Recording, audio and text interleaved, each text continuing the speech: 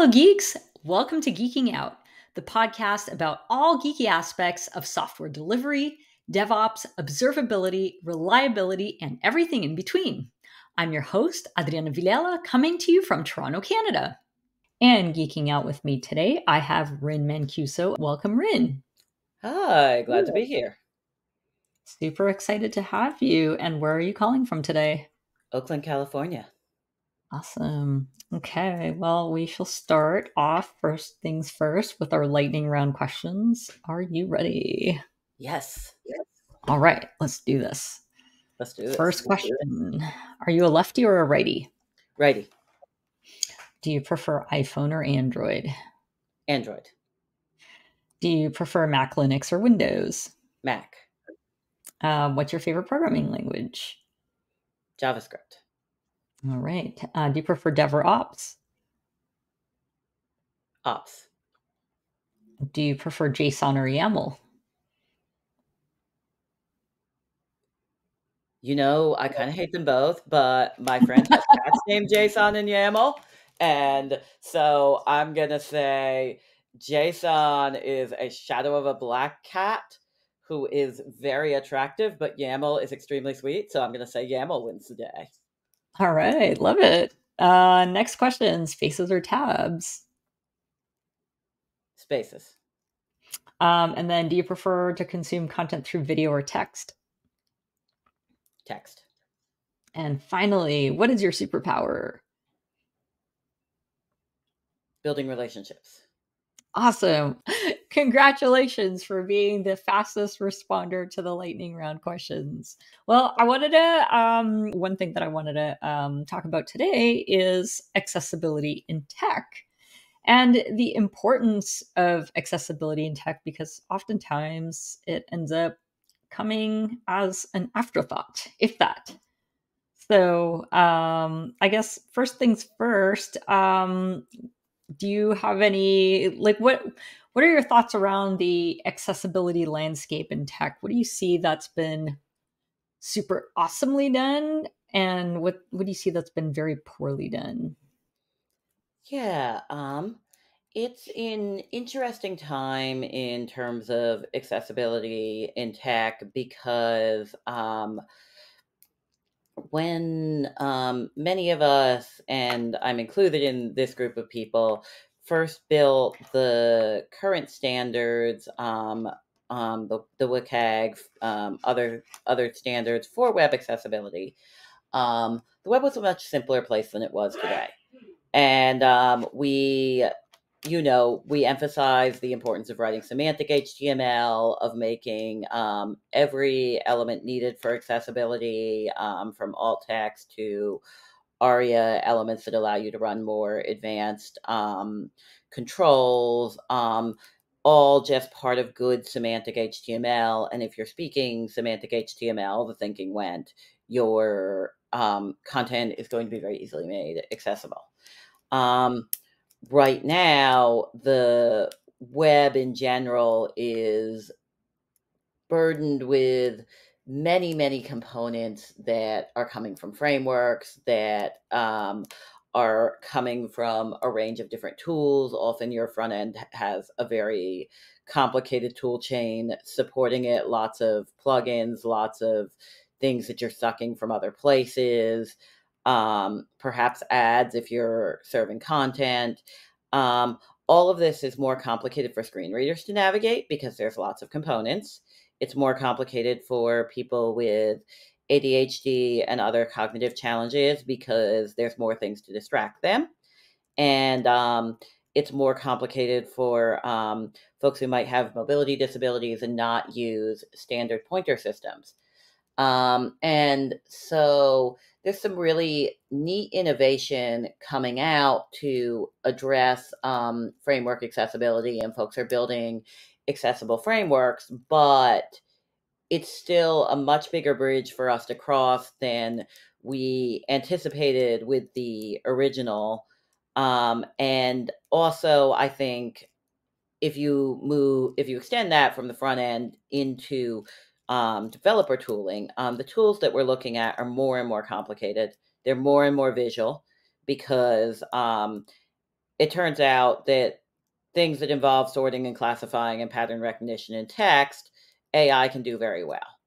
Um, but humans are very good at spotting visual anomalies that would take AI a long time because they need to know the algorithm for the anomaly.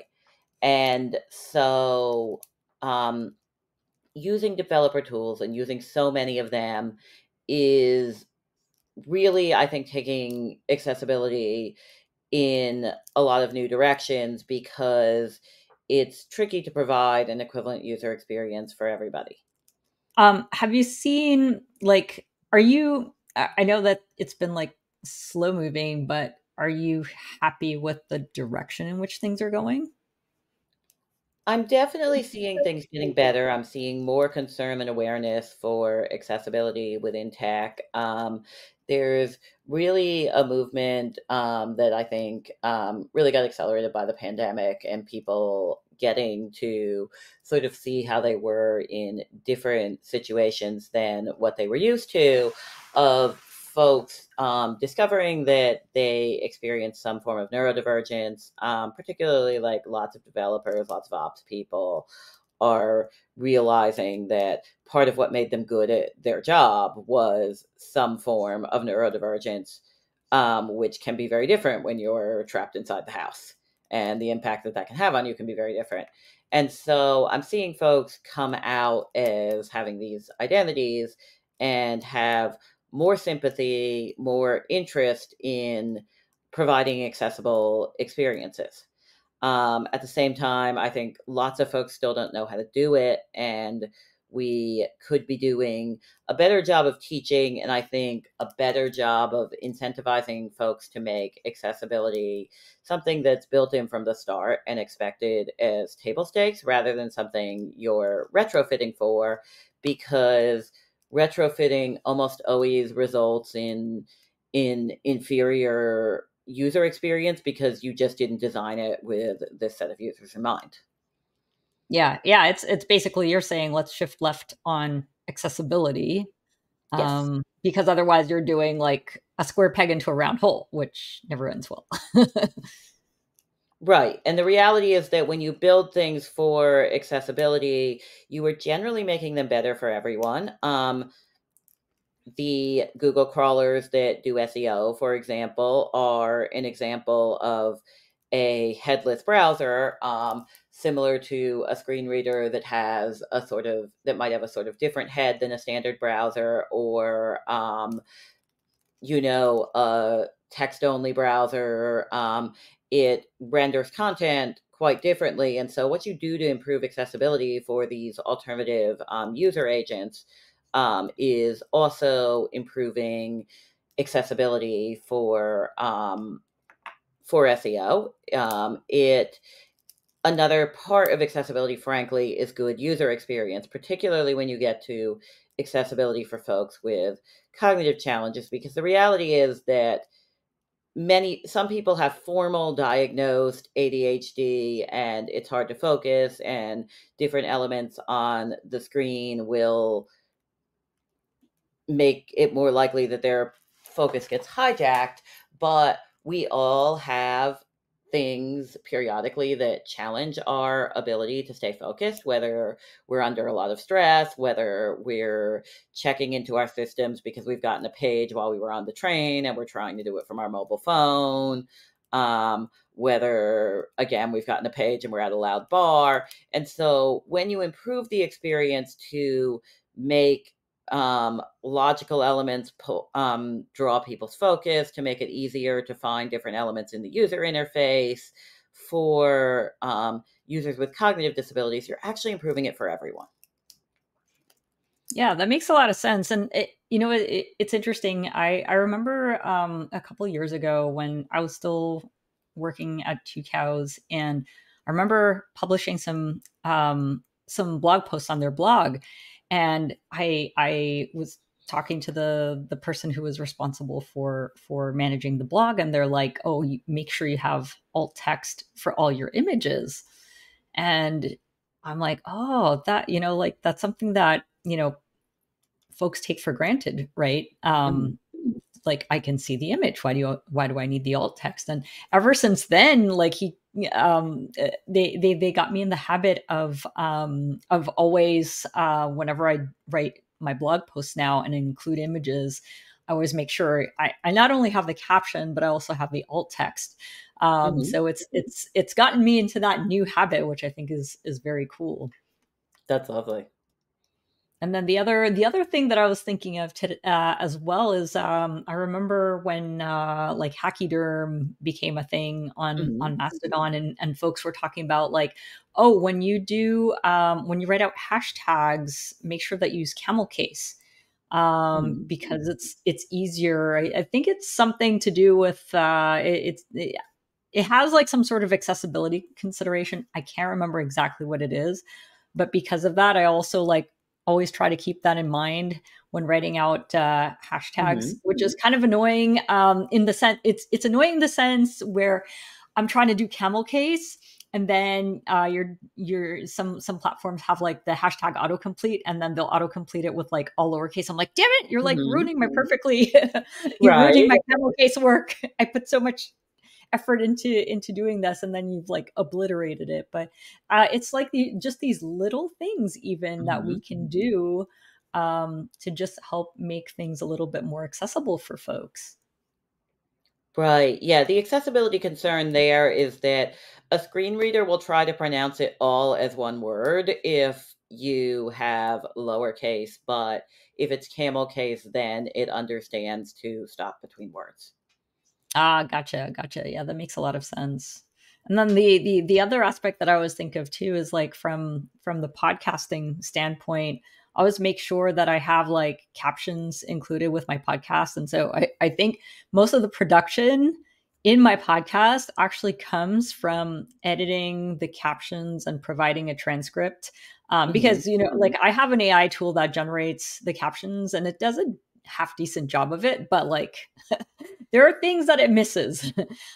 So me having to go through like all of like the entire transcript of each show, and making sure that it's conveying the correct information, so that if folks are using closed captioning on YouTube, or if they want to just read the transcript from the show notes, they have that opportunity. Mhm. Which again, it's not necessarily things that I would have thought of in the past, but I'm grateful to folks who have pointed me in that direction. Right. And then the other thing that I wanted to mention too is, I always think about accessibility, like, in terms of you and I got to spend some time together at the climbing gym, Mhm. at a couple of conferences. And you've opened my eyes to like the world of paraclimbing, which I think is really, really cool. I mean, paraclimbers are like next level awesomeness. Would you mind talking a little bit about paraclimbing, and even like how you got into climbing? Sure. So I got into adaptive climbing shortly after the pandemic. I honestly, there was a group in my town. I saw them advertise on a disability listserv. I thought immediately, oh, this is something super exciting to me. Um, I always thought of climbing as an extreme sport that sort of only people in really good shape could do. I'd never thought, oh yeah, I as a disabled person could be a climber. It was definitely like, there are certain stereotypes of climbing, especially from the outside, that you're like, I can't do this. But I was super excited to go try it. And so I went down, and it just became something I was really excited about, started to do, a couple times a week. Um, Paraclimbing, I think, is pretty unique. Obviously, there's lots of people with lots of different types of disabilities who climb, but many of the folks in paraclimbing, we have disabilities that actually impact our mobility, our ability to walk. Some folks might be missing part of a limb. We have consciously chosen a sport that we are bad at according to any conventional standard, like by definition, right? This is a group of people who have, you know, failed walking so badly that we use devices to walk for us, like wheelchairs or crutches, and yet like walking up 100 feet or thousands of feet in the case of outdoor climbing wall sounds like a great idea. Um,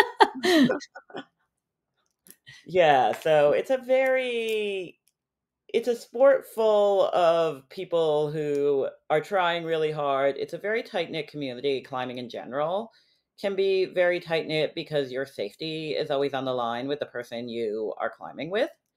And um, but paraclimbing, I think, especially so because people are having to actively figure out how to adapt climbing to make it work for them. There's no sort of Bible for how you climb as an adaptive climber. It's so specific to your body. There are things that work for lots of people, um, but it's so personal.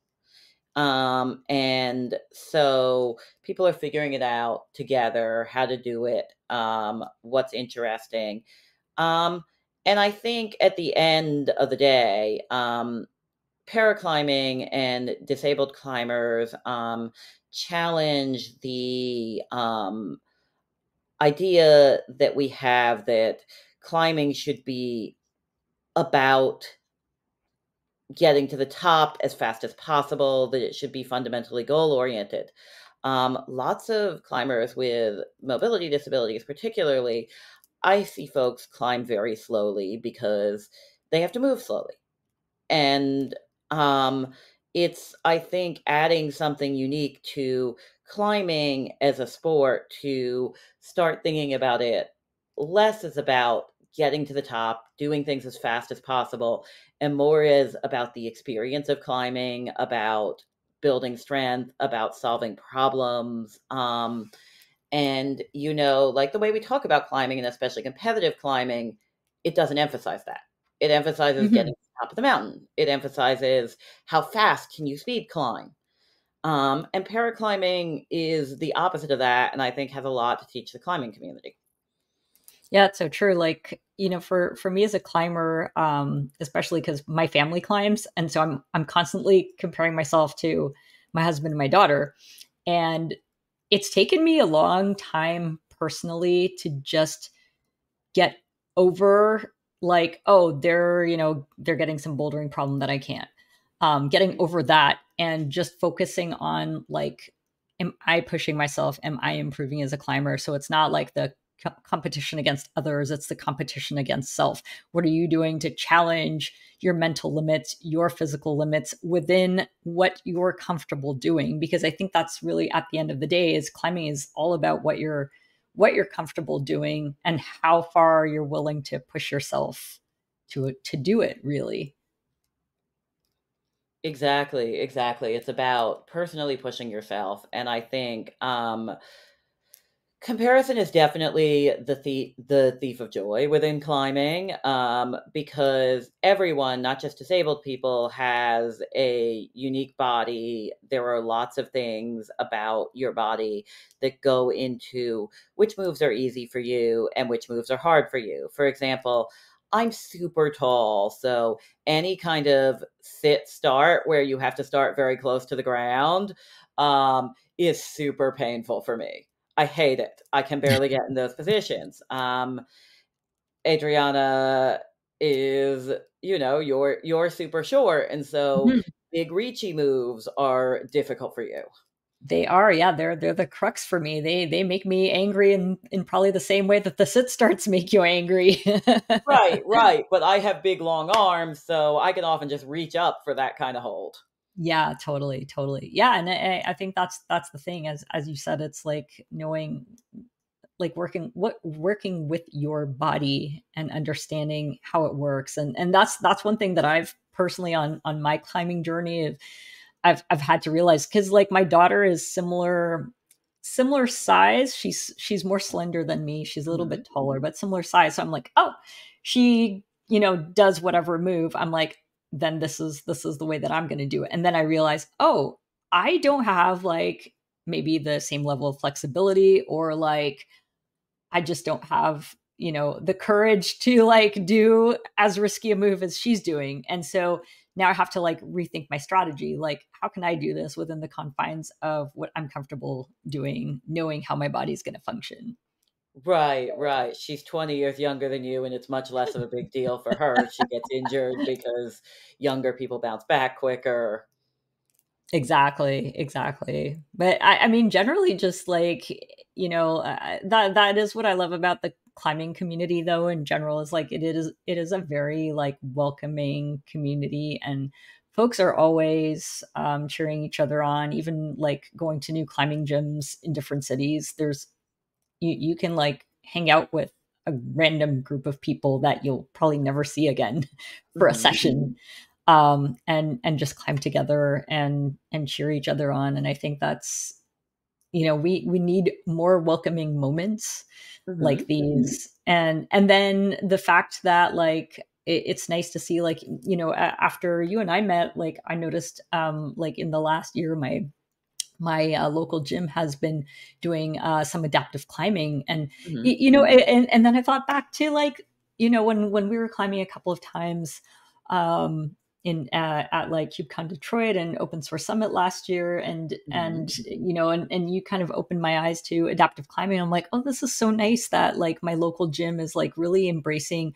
adaptive climbing and like really bringing that, like making it more inclusive for folks, because I feel like that is like the essence of the climbing community.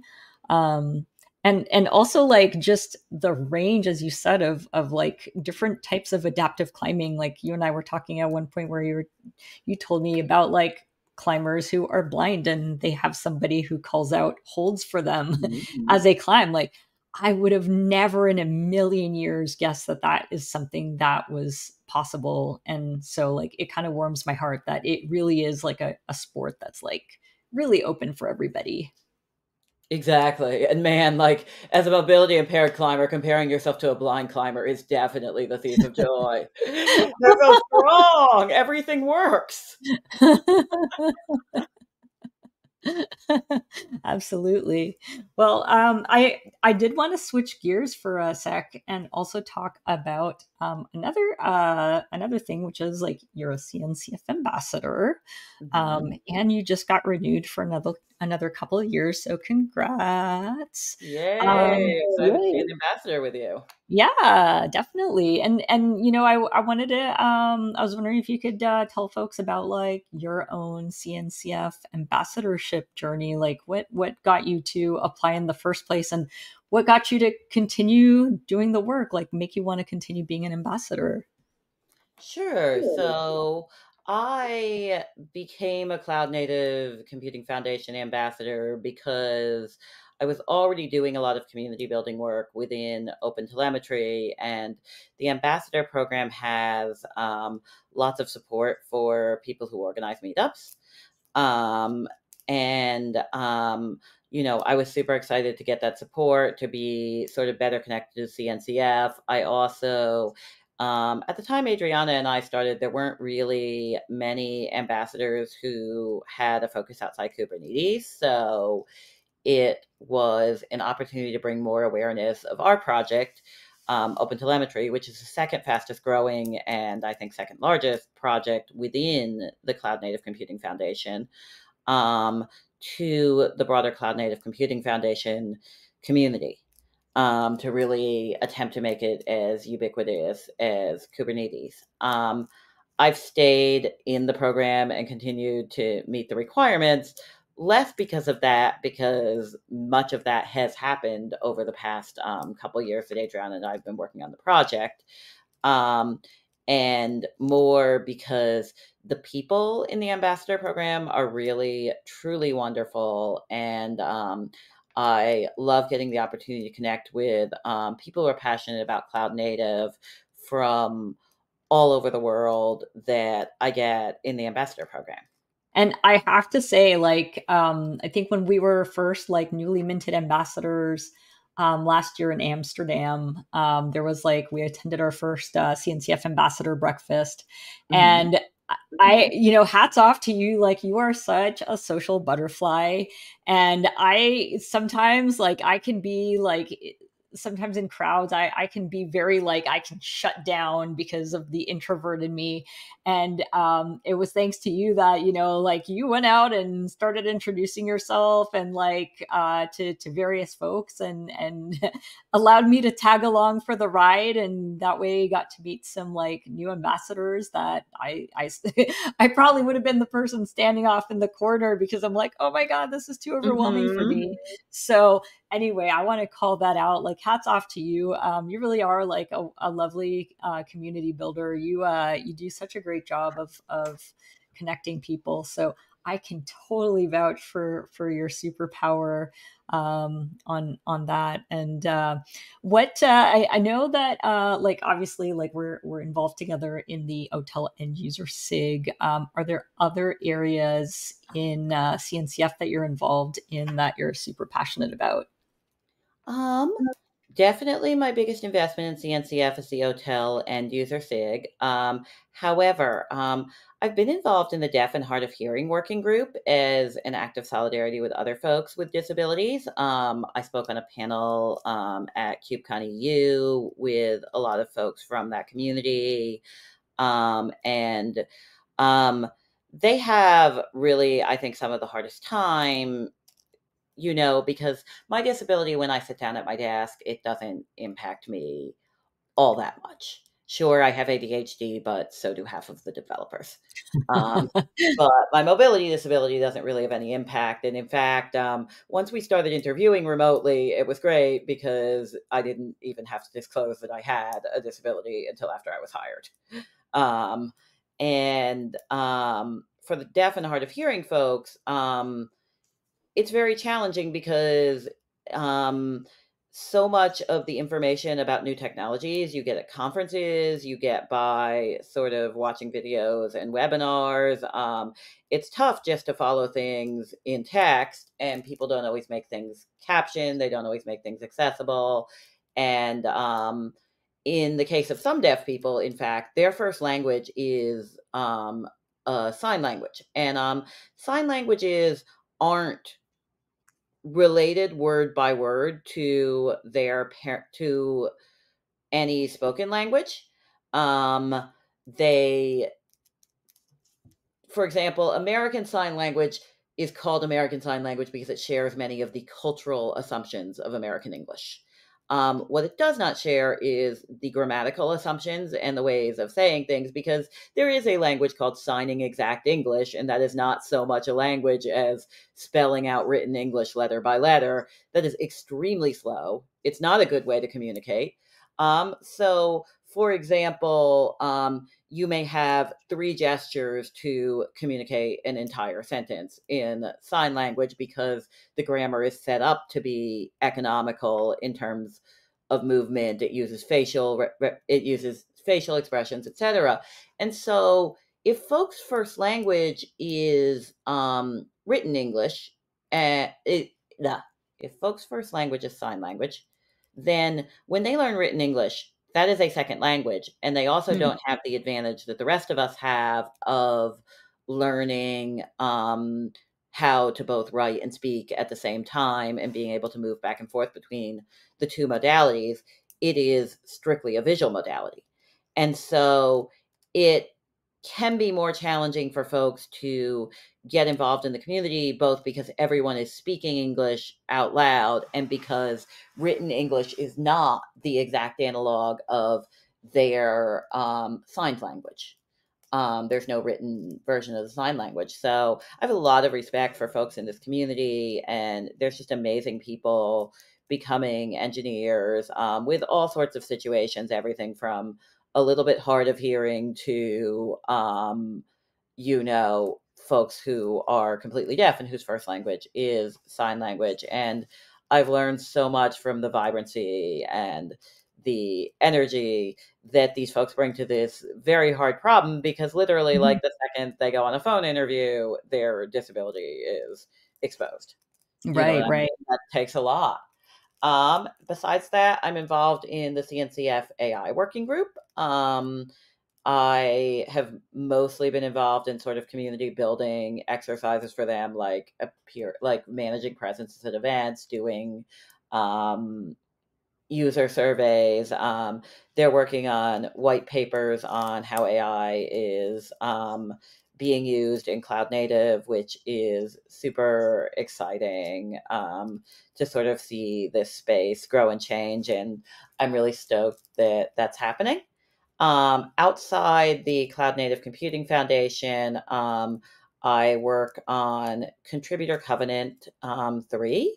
I built an enforcement system and enforcement manual for Contributor Covenant 2. And that's led to now I'm one of the lead editors on 3, which we have started on this year. We're at the 10th anniversary of this important code of conduct that was one of the first codes of conduct available for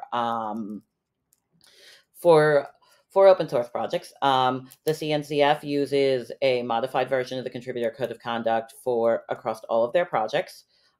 So do lots of other major projects. I believe Google's open source team used it at least for a while. They may, I think, have transitioned to their own thing. Microsoft, lots of big companies, lots of big foundations that really took it on and made it their own. And I'm excited to be revisiting this 10 years after the first code of conduct, because when we thought of the first one, we were a bunch of Americans who were frankly pissed off about things like sexual harassment at conferences. And now much of that has settled down. Conference culture has changed for the better, so that there's almost a expectation that there's a code of conduct. You don't see things like booth babes on the show floor much anymore. The position that women and non-binary people have and the relationship to sexuality has really changed in the industry. Um, and now what we are taking on is, how do we internationalize this? How do we genuinely consider developers from all over the world? How do we consider different concepts of justice, different concepts of what is right, and still continue to advocate for inclusion in a wide range of cultural contexts? And how do we make this code of conduct better for the wide range of things people are doing these days? Because when we designed it initially, we thought, well, there will be conferences and there will be contributing pull requests to open source things. And now it's way more than that. We're doing way more in tech, and it's super exciting to think about all these places in which a code of conduct can be used. And it's also super exciting to be able to evolve away from strictly sort of punitive measures like, no, don't harass people, because some of that groundwork has been taken care of, and it's more expected that you're not going to do those things. Now we can start talking about desired behaviors and ways to contribute to a community positively, ways to maintain the tone of a community. And so I'm really excited about the CC3 work this year. That's so cool. And it's interesting too, because like these are the types of things that I think most of us just take for granted, right? There is a code of conduct, but there is a group of humans behind that code of conduct that have put a lot of time and effort in crafting that out to make sure that, you're covering all the bases as much as possible. And it's cool to to bring awareness to that, because like I said, it's absolutely something that we take for granted in this area. Right. And what I would say is people who write codes of conduct get lots of hate mail. There is a group of folks who is highly invested in being able to behave badly. Oh, Um, wow. of course, they will claim that they really support free speech, or that they think everyone is equal and they want to get past this identity nonsense when you have a thing that says, no, we shall not discriminate on the basis of ability, race, national origin. Um, and they will hide behind those kinds of arguments, especially on the internet. But Mhm. the reality is they are invested in being able to continue to behaving the way that they want to anyone, and not invested in being able to show up in a community and participate in a way that's inclusive and respectful. And so, as a code of conduct author, we get lots of hate mail. Many of us have like elaborate personal security systems that make us hard to track down because Yeah. folks have received threats to their home, etc. Wow. So it's really important for you to go to the authors of your favorite code of conduct and, make the effort to put the pull request to show that you're using that code of conduct. Write them a letter saying that you actually appreciate their work because they don't get those letters. Wow, that is I had no idea it was like so brutal out there for code of conduct authors. And I appreciate you bringing this to light because I honestly I would have never guessed that would be so like wow, just an awful experience. Yeah. There's always a pool of people who are like, the status quo is fine because it is serving me, and I am highly invested in keeping that the same, instead of being like, how can we change text so that everyone feels welcome? So there's more text. So we're all supported. And it's sad to see. Yeah, yeah. And but so in spite of all this, like what keeps you continuing to work on the code of conduct? Because I mean, I'm sure the hate mail is can be scary at times. It can be scary at times. And, I didn't work on CC1, which is when we received really the worst of it. Wow. But some of my co-editors did. And I'm aware of those stories. And I think what keeps me doing it is that I genuinely believe that making tech, and especially cloud native, in our case, a more opening and welcoming place, makes better technology.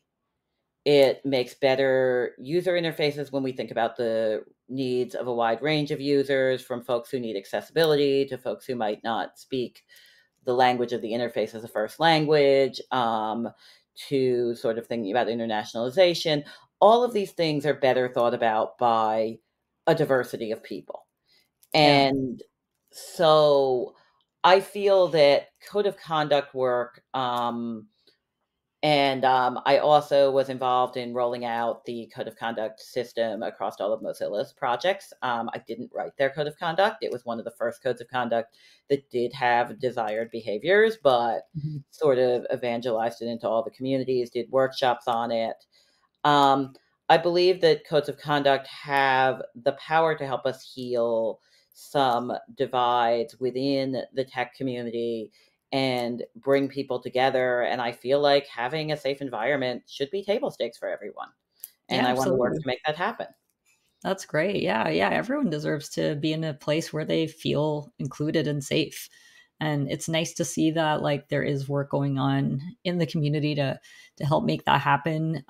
Even just going back to the work that you said that you were doing with the deaf and hard of hearing group, like even like I noticed in I think the last KubeCon that they actually had like someone who was basically as the keynotes were happening, or actually I think as the talks were happening, they had someone in sign language like basically I don't know if that's the appropriate term, but translating into sign language as people spoke, which very cool.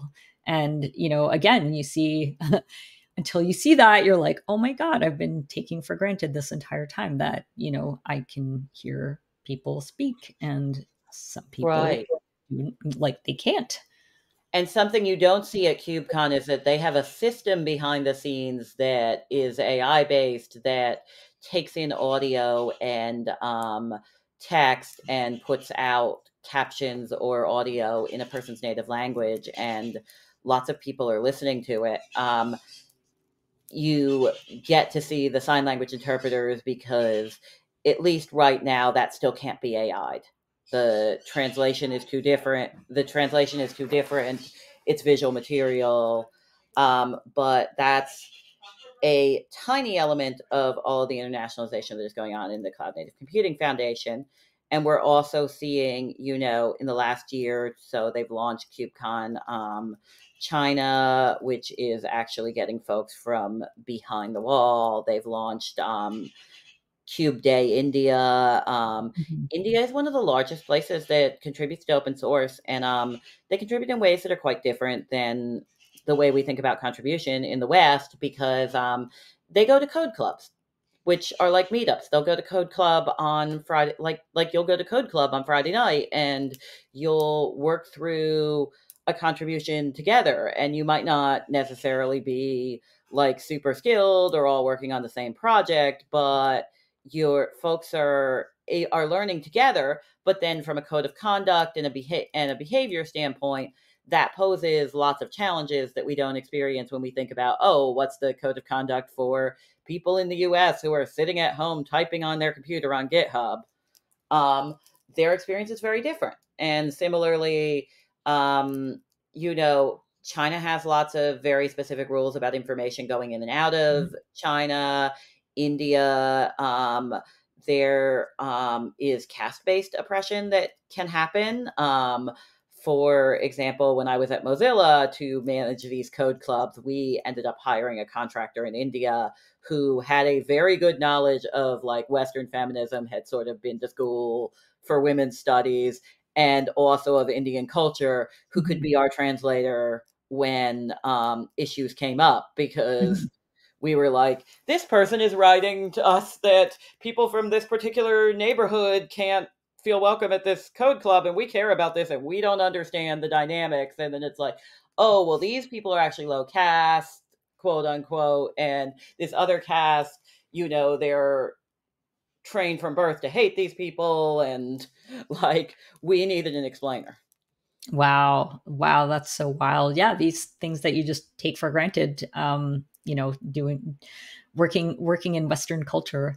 And even just going back to like the internationalization thing, I think I saw recently somewhere that, I think the open telemetry website, like opentelemetry.io, I think they're doing they're translating it into more languages. And Mm-hmm. I'm part of this group of Brazilians on CNCF Slack, and someone was asking around, oh, any interest in like doing a translation into Brazilian Portuguese for opentelemetry.io? Because again, it's like, if your working language is English, you totally take it for granted, but like that is not the case for everybody. And there are some very smart people out there whose first language is not English. They don't feel comfortable speaking it, and why should they? And so like, let's make it more inclusive for them by making things available in their native language, or for them to be able to contribute in their native language and feel comfortable. And that's another aspect that we so easily forget about. Right. And I should put in a plug that Contributor Covenant 2 and Contributor Covenant 3 are managed through the Organization for Ethical Source. And if you speak more than one language, particularly if you are very fluent in the culture of the countries that speak a non-English language, we could really use you. First of all, we're trying to make sure that we have translations into as many languages as possible of CC2, and CC2 is sort of a direct translation from CC from the English. But what we would like to do with CC3 is get folks in who have already translated CC2 and thought some about like what that would mean inside their culture, so that we can create translations of the code that take into mind that folks have different concepts of what justice is. Folks have different ideas about enforcement in different cultures. And we weren't able to keep that. We weren't able to like figure that out when we were writing CC2, because the pressure was so great just to reduce the amount of harassment that folks were experiencing in tech. And now that we're working on CC3, we have an opportunity to create that. So it's not just a matter of doing a direct translation, but also like capturing the cultural nuances in it is Yeah. what it sounds like. Yeah. Probably the easiest path is to work on or review a direct translation of CC2, Mhm. and then you have a starting point for thinking about, okay, what's different in my culture that I would like reflected in a version of CC3 that that really is culturally sensitive, because that's an important part of localization and globalization Mhm. efforts. Is it's not just like the English words showing up in the other language. It's does this make sense? And for a code of conduct, I think it's especially important that people are able to internalize and grasp the precepts of the code of conduct. So, Hmm. going back to the caste example in India, for example, we would include caste based discrimination directly. And Hmm. folks in that culture are aware of what that is and how to impact that, that sort of thing. Yeah, just lots of things around culture's ideas of justice are really different. And we want Yeah. the code of conduct to be something that is so simple that people can internalize it within their own framework of justice and inclusion. Gotcha, gotcha. Wow. I have learned so much today. This has been such a great conversation, and thank you for enlightening me on so many different areas. We are coming up on time, but before we go, I was wondering if there's any either a hot take or a piece of advice that you'd like to leave folks off with. Hmm. You know, people and people's individual stories are a really important part of technology. I think we underrate that. We think that it's all about the best tech, but the reality is it's about the human relationships. It's about how tech supports our ability to be human. And I think, my advice is don't lose sight of that. Oh, that's so great. I really love that. What very lovely parting words. Well, thank you so much, Rynn, for geeking out with me today. Y'all don't forget to subscribe and be sure to check our show notes for additional resources and to connect with us and our guests on social media. Until next time, Peace out and geek out. Geeking Out is hosted and produced by me, Adriana Vilela. I also compose and perform the theme music on my trusty clarinet. Geeking Out is also produced by my daughter, Hannah Maxwell, who incidentally designed all of the cool graphics. Be sure to follow us on all the socials by going to bento.me/geekingout.